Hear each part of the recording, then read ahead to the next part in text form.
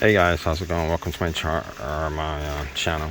Anyway, I'm doing this review on this Husky rechargeable flip light. I'm at the Home Depot and came across this. It's like 25 bucks, 24.69. It's got 300 lumens.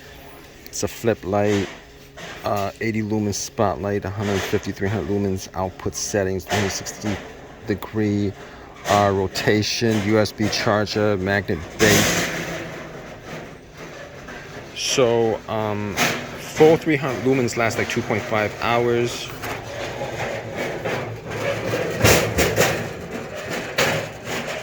It's got a 3-year warranty. I gotta tell you guys, this is a good looking light. It looks pretty sturdy. I bought like a version of this light from eBay before, and I gotta tell you, that thing broke on me pretty fast. This thing, on the other hand, it looks like it's decently built. It looks like it's sturdy.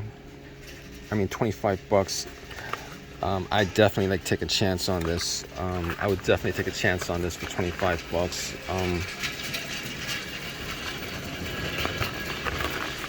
But if you guys have had this, like, let us know whether the lumens is like 300 lumens.